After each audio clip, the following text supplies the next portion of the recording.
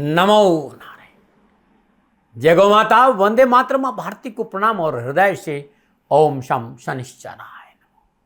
प्रिय दर्शकों, मित्रों, साथियों, जीवन की सफलता का एक ही सूत्र है, अपने लक्ष्य पर ध्यान देना। लोगों के दृष्टिकोण को लेकर ज्यादा मत सोचिए, क्योंकि सबसे ज्यादा वो लोग हमारा मूल्यांकन करते हैं जिनका खुद कोई मूल्यांकन नहीं होता है। लक्ष्य पे ध्यान रखिए, सफलता दामन चूमेगी न मना। 2024 का 9वां महीना यानी सितंबर 2024। सितंबर 2024 का महीना कैसा रहेगा, उसका मासिक राशिफल लेकर आपके सामने हूं। और सभी दर्शकों को सोमवती अमावस्या, हरितालिका तीज, अनंत चतुर्दशी की मेरी ओर से बहुत बहुत बधाई है। मित्रों, 6 सितंबर को हरितालिका तीज है और ये भारत में धूमधाम से मनाया जाता है। हरितालिका तीज का व्रत स्वागन स्त्रियां अपने पति की लंबी उम्र और अविवाहित युवतियां मनोवांछित वर प्राप्ति के लिए करती। ऐसा माना जाता है कि माता पार्वती और शिव अपनी पूजा करने वाली सभी भक्तों को अटल सुहाग का वरदान देते हैं और जीवन में अच्छा साथी मिले आशीर्वाद देते हैं। लेकिन उससे पहले यानी 2 सितंबर को सोमवती अमावस्या है और जो जीवन का अनुभव है, सोमवती अमावस्या वर्ष में 1 या 2 बार ही पड़ती है और सोमवार का दिन चंद्रदेव को समर्पित है और चंद्रदेव महादेव के भाल पर विराजमान है और चंद्रदेव मन का कारक है और मन ही मनुष्य का मोक्ष और बंधन का कारण है। इस मन से संबंधित संपूर्ण विपदाएं, परेशानियां, दोष कैसे दूर हो, महादेव को कैसे प्रसन्न करें कि मन पर आप सवार हो जाए। सोमवती अमावस्या को देवादिदेव महादेव और मां पार्वती की विशेष पूजा और व्रत का विधान है। साथ ही पितृ कैसे प्रसन्न हो, पितरों का तर्पण सोमवती अमावस्या को किया जाता है और पितरों का आशीर्वाद दिया जाता है। मित्रों, साथियों, 18 सितंबर 2024 से गणनाओं के आधार पर कहीं कहीं 17 सितंबर भी कहा है, लेकिन 18 सितंबर 2024 से पावन पितृपक्ष का आरंभ हो रहा है, क्योंकि 17 सितंबर को अनंत चतुर्दशी व्रत है और शायद 18 को महालय श्राद्ध है, पूर्णिमा का श्राद्ध है। उदय तिथि 17 तारीख को लग जाएगी, ऐसा 11 बजकर, इसीलिए मैं कह रहा हूं कि 11 बजे पूर्णिमा प्रारंभ होगी। उदय तिथि के हिसाब से 17 को नहीं होकर जो श्राद्ध पक्ष है वो 18 सितंबर से शुरू होगा, पूर्णिमा 18 को। तो 18 सितंबर से 2 अक्टूबर तक श्राद्ध पक्ष है। पितृपक्ष का समापन सर्वपितृ अमावस्या के साथ 2 अक्टूबर बुधवार के दिन समाप्त होगा। क्या कुछ है इस बार खास पितृपक्ष में, और लाल किताब के अनुसार पितृपक्ष ऋण चुकाने के लिए क्या क्या उपाय, ये सारी चर्चाएं इस बार मैं करूंगा। साथ ही कैसा रहेगा सितंबर 2024 का महीना, मैं आपके राशिफल की चर्चा करूंगा ग्रह नक्षत्रों के हिसाब से। सितंबर के महीने में राशिफल क्या संकेत दे रहा 12 के 12 राशियों के लिए, और सितंबर महीने में किन किन ग्रहों का राशि परिवर्तन वो भी मैं आपको बता रहा हूं। इस माह 3 ग्रहों का, जैसे सूर्यदेव, बुधदेव और शुक्रदेव का राशि परिवर्तन होगा। सबसे पहले 4 सितंबर को बुधदेव सिंह राशि में प्रवेश करेंगे, 4 सितंबर को सूर्यदेव कन्या राशि में प्रवेश करेंगे, 18 सितंबर को शुक्रदेव अपनी नीच राशि कन्या से निकल अपनी राशि, अपनी स्व राशि तुला में प्रवेश करेंगे। 23 सितंबर को पुनः बुधदेव सिंह राशि से निकल कन्या राशि में आएंगे, मंगलदेव मिथुन राशि में संचरण करेंगे, बृहस्पतिदेव वृषभ राशि में संचरण करेंगे, शनिदेव अपनी मूल त्रिकोण राशि कुंभ में और राहुदेव मीन राशि में और केतुदेव कन्या राशि में संचरण करेंगे। सितंबर के महीने में शनिदेव और बुधदेव वक्री अवस्था में है, राहुदेव शनिदेव के नक्षत्रों में है और बृहस्पतिदेव वृषभ राशि में है। मैदिनी ज्योति अच्छा संकेत नहीं दे रही है।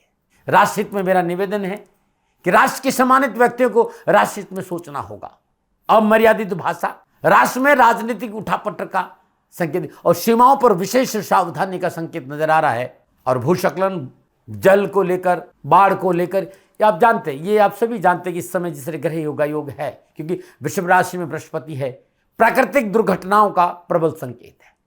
जब वृषभ राशि में बृहस्पति देव आए थे तब मैंने राशि से निवेदन किया था कि वृषभ राशि में बृहस्पति देव 25 अप्रैल 2025 तक बहुत सी ऐसी घटनाएं देखने को मिलेगी जहां जान माल का नुकसान है। इस समय जिस तरह के ग्रह योगा योग है, हमें अपनी पूर्व क्षेत्र, उत्तर पूर्व क्षेत्र की संपूर्ण सीमाओं पर विशेष सावधानी का संकेत नजर आ रहा है। वहां नकारात्मक हलचल का संकेत नजर आ रहा है। ग्रह नक्षत्रों के साथ विशेष सावधानी बरतनी पड़ेगी और प्राकृतिक प्रकोप भी। सितंबर का महीना, जैसे मैंने आपको कहा कि पितरों को कैसे प्रसन्न करें, मैं बहुत कुछ इसमें बताऊंगा। पितरों को प्रसन्न कर कृपा प्राप्ति हो जाए, इसके लिए मैं उपाय बताऊंगा, क्योंकि पितरों को जब हम प्रसन्न करेंगे, उनकी कृपा से हमारे जीवन में खुशियां आएगी, तो बहुत से उपाय है और विशेष रूप से गुरुमंत्र विद्यार्थी महाराज पर हर राशि का एक अलग वीडियो मिलेगा। क्या है पितृदोष, क्या है उसका समाधान, मैं प्रत्येक राशि का अलग अलग भी बताऊंगा और राशिफल में भी बताऊंगा कैसे भाग्य की उन्नति हो कि आप पितरों के लिए कुछ उपाय करें। सितंबर 2024 का महीना संपूर्ण ग्रह योगायोग के हिसाब से क्या संकेत दे रहा है, इस विषय पर मैं विस्तृत से बताने की कोशिश करूंगा। फिर दर्शकों मित्रों साथियों, ये जो राशिफल है ना, ये चंद्र राशि नाम राशि पर आधारित होता है और ये महिलाओं के लिए भी है, पुरुषों के लिए भी है, बड़ों के लिए भी है, बच्चों के लिए, सबके लिए ये राशिफल है। लेकिन ये जनरल प्रोडक्शन है। आप व्यक्तिगत अपने बारे में जानना चाहते हो तो नीचे नंबर आ रहा है, आपकी जन्म कुंडली के हिसाब से मैं आपका सेवा में सदा हाजिर रहता हूं। लेकिन मैं आपसे ये कहता हूं भाई, मेरा समय चाहिए तो गाय सेवा करिए, गौ माता की सेवा जरूर करें। गौ माता की सेवा ही मेरा उद्देश्य है इस प्रोग्राम को लाने का। दूसरा मेरा विनम्र निवेदन है कि मैं हथेली में सरसों नहीं उगाता, ना मैं प्रजापिता ब्रह्मा हूं और ना कोई बहुत बड़ा भविष्यवक्ता हूं। भारत की सनातन संस्कृति से प्यार करता हूं। ज्योतिष मेरा प्रिय विषय है और ये अद्भुत विषय है। ज्योतिष के इस 40-50 साल की यात्रा में से कुछ बूंदे गुरु कृपा की जो मुझे प्राप्त थी, उस आधार पर मैं कुछ कहने आता हूँ। संभव है जो मैं कह रहा हूँ गलत भी हो सकता है। सेकंड ओपिनियन का अधिकार सदा आपके पास रहा है। न भय, न भ्रम, न भ्रांति, न विवाद, न तर्क। सेकंड ओपिनियन हमेशा आप ले लीजिएगा साथियों, मुझे अच्छा लगे। फिर दर्शकों मित्रों साथियों, अब मैं बचक्र की 7वीं राशि, राशि चक्र की 7वीं राशि यानी तुला राशि की चर्चा करूंगा कि तुला राशि वालों के लिए सितंबर 2024 का महीना नक्षत्र गणनाओं के आधार पर राशिफल का क्या संकेत दे रहा है, कैसा रहेगा सितंबर 2024 तुला राशि वालों के लिए, इस विषय पर हूं। तुला राशि, कुछ चीजें हैं जिनको सुनिएगा। ये नकारात्मक पहलू, इसे को बदलना चाहिए। आप अन्य लोगों के समक्ष आप खुद को बहुत छोटा अनुभव करते हैं और ये एक वजह है कि आपको कभी कभी आलोचना का शिकार होना पड़ता है। आप काफी भावुक है, आपकी भावुकता आपको धोखा दे जाती है। आप अधिकतर समय चिंता में डूबे रहते, इससे बाहर आना चाहिए, जीवन खुशी रहेगा। लेकिन आपकी आवाज में मिठास है, आपके चेहरे पर सदा मुस्कान रहती और आप व्यवहारिक है और आपके मित्र इन्हें पसंद भी करते हैं। आपको नई नई जगह पर घूमना बहुत अच्छा लगता है। बुद्धि वाले काम करने में आपको अधिक रुचि होती है। आप एक अच्छे जीवन साथी भी बनते हैं। आप किसी भी परिस्थिति में विचलित नहीं होते। दूसरों को प्रोत्साहन देना, सहारा देना, ये आपका स्वभाव है।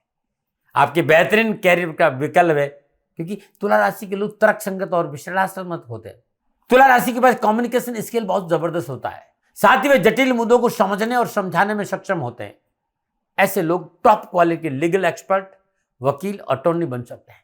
इसके अलावा पत्रकार, fashion designer, interior decorator, creative director, artist, publicity, party promoter, makeup artist, मानवाधिकार अधिवक्ता, फिल्म निर्माता, परामर्शदाता, खेल प्रशिक्षक, प्रवक्ता, एजेंट, इस लाइन में आप और अधिक आगे बढ़ेंगे, क्योंकि आप निष्पक्ष और स्थिति को सही रूप से देखने की प्रवृत्ति आपकी है। ये आपके बारे में कुछ बातें थी जो मैंने रखी है। अब मैं बात करूंगा कि सितंबर 2024 का महीना नक्षत्र गणनाओं के आधार पर राशिफल का क्या संकेत दे रहा है, तो उसके लिए ग्रह गोचर किस प्रकार की स्थिति बना रहे, उसे थोड़ा समझने का प्रयास करते हैं। तुला राशि के राशि अधिपति शुक्रदेव माह के आरंभ में अपनी नीच राशि कन्या में 12वें भाव से केतु देव के साथ संचरण करें। दोनों ग्रहों की सप्तम दशा 6ठे भाव पर है। 18 सितंबर को शुक्रदेव तुला राशि लगन भाव से संचरण करेंगे और सप्तम दशा सप्तम भाव को देखें। तुला राशि वाले सूर्यदेव सिंह राशि 11वें भाव में संचरण करेंगे। 4 सितंबर को बुधदेव भी सिंह राशि 11वें भाव में आ जाएंगे। 16 सितंबर को सूर्यदेव कन्या राशि 12वें भाव में संचरण करेंगे और 23 सितंबर को बुधदेव अपनी उच्च राशि कन्या में 12वें भाव में सूर्यदेव के साथ बुध आदित्य योग में संचरण करेंगे। मंगलदेव माह के आरंभ से अंत तक मिथुन राशि भाग्य स्थान, बृहस्पतिदेव माह के आरंभ से लेकर अंत तक वृषभ राशि अष्टम भाव और शनिदेव अपनी मूल त्रिकोण राशि कुंभ में वक्री अवस्था में पंचम भाव में संचरण करें। राहुदेव मीन राशि 6ठे भाव में संचरण करें। यह है सितंबर महीने का तुला राशि वालों के लिए ग्रह योगायोग। अभी मोटा मोटा इन ग्रह योगों की बात करूं तो कारोबार, नौकरी, आर्थिक पक्ष को लेकर अच्छे संकेत मिले। नए आमदनी के स्रोत प्राप्त होंगे, रोजगार में बढ़ोतरी होगी, आर्थिक पक्ष सुदृढ़ होगा, लेकिन खर्चों की भरमार भी नजर आ रही। सरकारी और गैर सरकारी नौकरी वालों के लिए यह महीना हर दृष्टिकोण से खुशी और सफलता और लाभ का संकेत दे रहा है। कैरियर में सफलता के साथ साथ आगे बढ़ने में भाग्य आपके दरवाजे पर दस्तक दे रहा है। मेहनत, परिश्रम, संघर्ष के द्वार खुले रखने से सफलता आपके कदमों में रहेगी।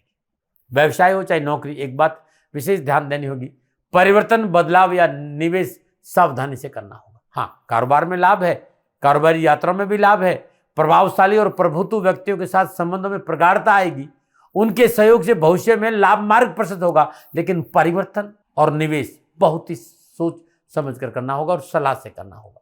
नक्षत्र गणनाएं सरकारी क्षेत्र में लाभ का संकेत दे रही। व्यवसाय में आमदनी को लेकर आप संतुष्ट रहेंगे। शिक्षा के क्षेत्र में प्रयासों के अनुकूल सफलता के योग नजर आ रहे। पारिवारिक संतुलन अच्छा रहेगा। यदि आप कानों के कच्चे नहीं रहे तो समय पूर्णता आपके पक्ष में है। स्वास्थ्य थोड़ा नाजुक रह सकता है। जहां तक निजी संबंधों की बात है, विशेष सावधानी का संकेत नजर आ रहा है। निजी संबंधों में पारदर्शिता और पवित्रता बहुत जरूरी। तकरार और तर्क वितर्क से बचना बहुत जरूरी। जहां तक परिवार की बात है तो वो अच्छा रहेगा।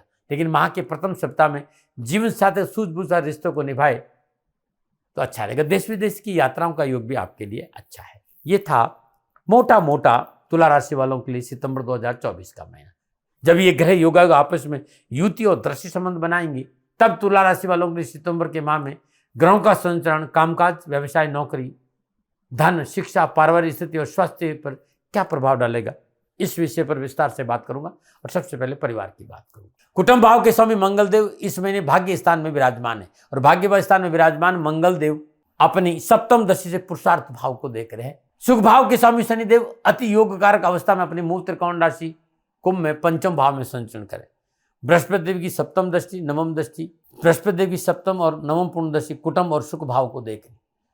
सामाजिक और पारिवारिक दृष्टि को समय आपके लिए पूर्णता पक्ष में है। सामाजिक रूप से हमको सुरक्षित महसूस करेंगे। भावना की स्थिति मजबूत रहेगी। दाम्पत्य जीवन के न्यास से समय अनुकूल है। जीवन साथी से मधुर व्यवहार की प्राप्ति होगी। परिवार जनों का स्नेहपूर्ण व्यवहार मिलेगा।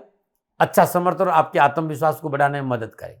साथ ही संतान के साथ अच्छे संबंध भी बनेंगे। माता पिता और स्वास्थ्य संबंधी परेशान से मुक्ति मिलेगी। मानसिक संतुलन ठीक रहेगा।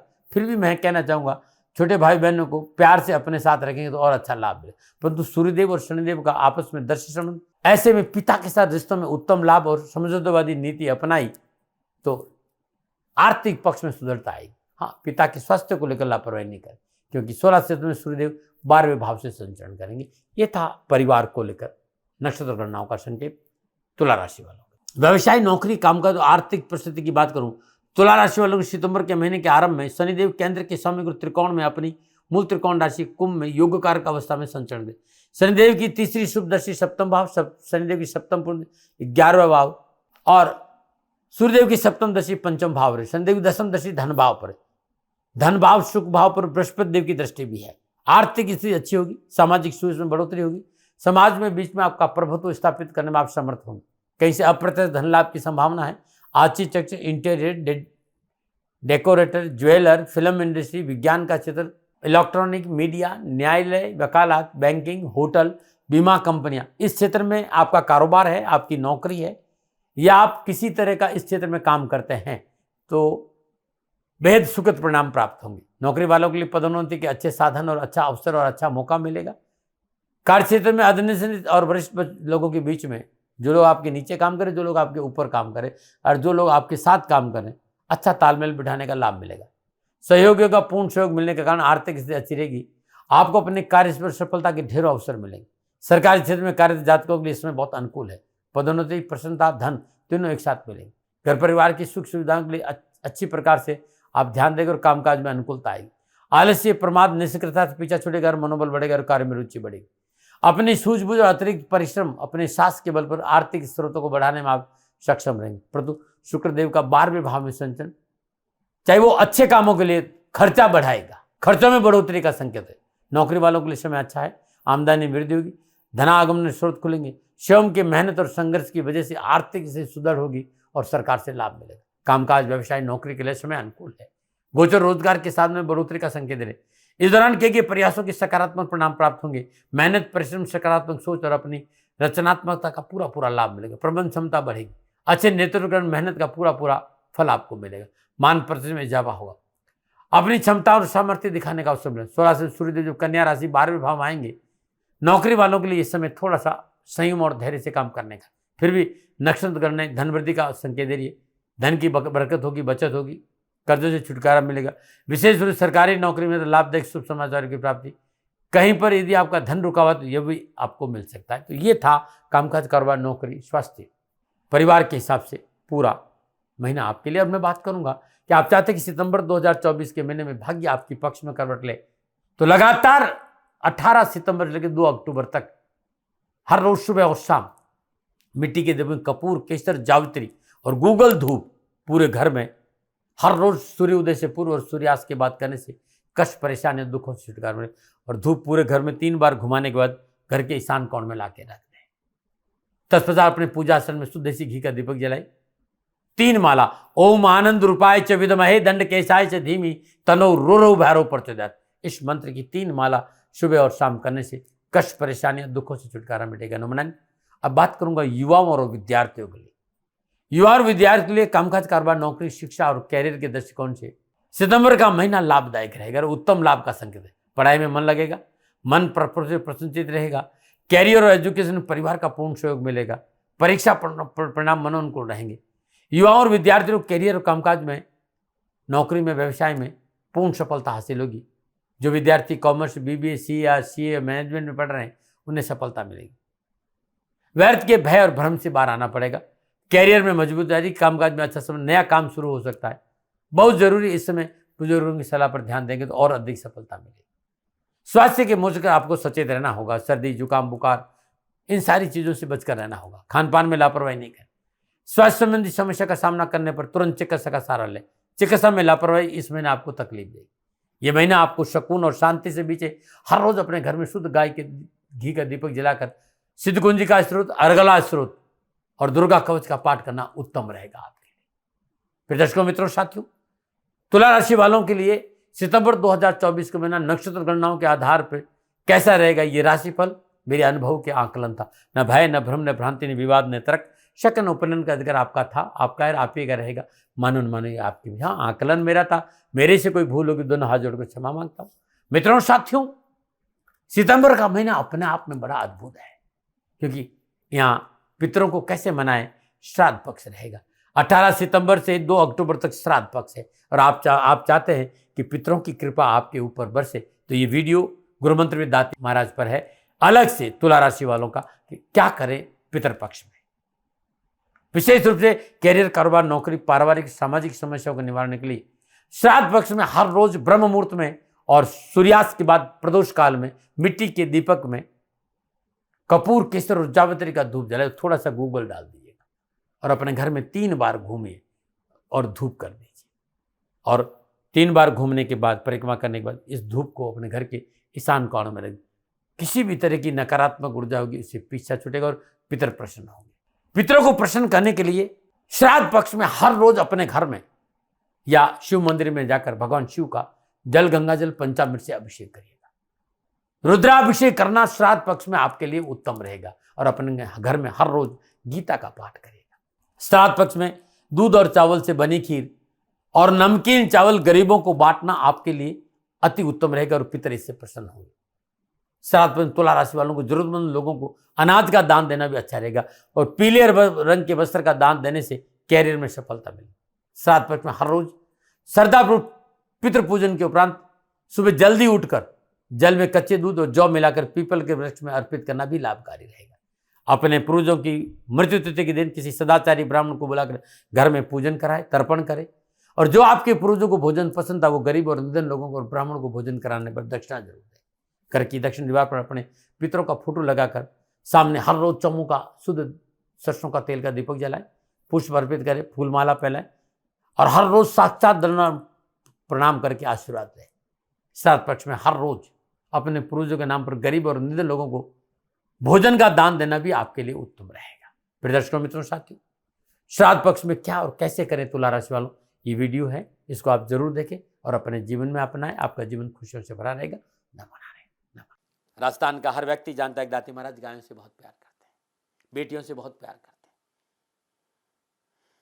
हजारों सैकड़ों बेटियों के लिए, जीवन के लिए मैंने अपना संपूर्ण जीवन दिया है और ये मेरा शौक था, मेरी राष्ट्र की धरोहर थी और ये करना मेरा कर्तव्य और कर्म था। मैं आपको किसी वजह से नहीं सुना रहा हूं, बस खाली बता रहा हूं कि ये मेरा जीवन का लक्ष्य रहा है। मनुष्य हूं और मानव होने के नाते मेरा कर्तव्य है कि मैं अपनी राष्ट्र की सेवा करूं। मैं इस राष्ट्र का नागरिक हूं। 30 सालों से मैं बेटी बचाओ और गौ सेवा में अपना जीवन इस राष्ट्र के साथ लगाया है। वर्तमान परिस्थितियां आर्थिक दृष्टिकोण से मेरी अनुकूल नहीं है। धन नहीं मांग रहा हूं कि मुझे आप पैसे दीजिए, नहीं, पहले भी कभी नहीं मांगा और अब भी मैं नहीं कह रहा हूं, और ये मेरा अहंकार नहीं है, क्योंकि धन को लेकर मैं राष्ट्र के सामने कभी नहीं आया था। हमेशा मैंने ये कहा कि साहब सेवा करिए, आप, मैं भी सेवा करता हूं, आप भी सेवा करें, धन नहीं चाहिए। लेकिन वर्तमान में जो आर्थिक परिस्थिति हैं वो मेरे को ये कहने के लिए मजबूर कर रही है कि सन्निधान गौशाला की गायें दुखी नहीं रहें, इसके लिए मुझे आपका सहयोग चाहिए, और सहयोग के लिए मैं स्वयं आपके साथ खड़ा हूं, आपकी समस्याओं के समाधान के लिए। भाई, आप अपनी जन्म कुंडली का अवलोकन कराना चाहते हैं, आप अपनी जन्म कुंडली बनाना चाहते हैं, आपको बहुत सी चीजों की जानकारी चाहिए, तो मैं आपके साथ खड़ा रहूंगा, पूरे साल खड़ा रहूंगा, जब तक जीऊंगा तब तक खड़ा रहूंगा। नंबर आ रहा है, इन नंबरों पर संपर्क करिए, आप मेरे से बात करिए, लेकिन इसकी एवज में गायों के लिए चारे की व्यवस्था कर लीजिए। और इसीलिए मैंने कहा था कि भाई थोड़ा दिन, इस समय मैं परेशानी में हूं और मेरी गायें चारों को लेकर थोड़ी सी परेशान हैं, ऐसा हृदय से आया। लोगों ने कहा कि राष्ट्र आपसे प्यार करता है दाती महाराज, एक बार निवेदन करिए। तो मैं दान नहीं मांग रहा हूं, फिर भी मैं अभी भी मेरा ये अहंकार नहीं साथियों, मेरा राष्ट्र सर्वोपरि है। मैं ये नहीं कह रहा हूं, मैं ये कह रहा हूं मैं परिश्रम करूंगा आपके लिए, और परिश्रम के एवज में गायों के लिए चारे की व्यवस्था करिए। शनि भगवान आपकी रक्षा करे और आपका जीवन सदा खुशियों से भरा रहेगा, ऐसा मेरा निवेदन। और वे लोग जो सक्षम है, सामर्थ्यवान है, और जिन्हें दाती महाराज के ज्योतिषीय समाधान की आवश्यकता नहीं, तो उनको मेरा प्रणाम, क्योंकि बहुत से लोगों को मैंने देखा है पिछले 1 महीने में, लगभग 20 से 25-50 लोग ऐसे भी हैं। मैं उन सब के प्रति अपना आभार प्रकट करता हूं, और यह सहयोग मैं जीवन भर याद रखूंगा। मित्रों, समय ऐसा है कि मेरी परिस्थिति आर्थिक दृष्टिकोण से अनुकूल संकेत नहीं दे रही है, इसलिए मैंने राष्ट्र से कहा कि सन्निधान गौशाला में परेशानी नहीं चाहिए। सरकार सपोर्ट कर रही है, अपनी सीमाओं में रहते हुए जो सरकार करती है, लेकिन उससे पूरा नहीं पड़ता है, ये आप भी जानते हैं। शासन की अपनी एक सीमा है और अपनी मर्यादा है, और शासन के पास और बहुत से काम है। लेकिन फिर भी मैं आप सभी का धन्यवाद देते हुए हृदय से पुनः एक बार निवेदन करना चाहता हूं कि आपको लगता है कि दाती महाराज के साथ सन्निधान गौशाला में खड़ा रहना है, तो नंबर है, जरूर सहयोग करें। मेरा कोई दबाव नहीं है, प्रार्थना थी। ओम नमो नारायण, ओम नमो।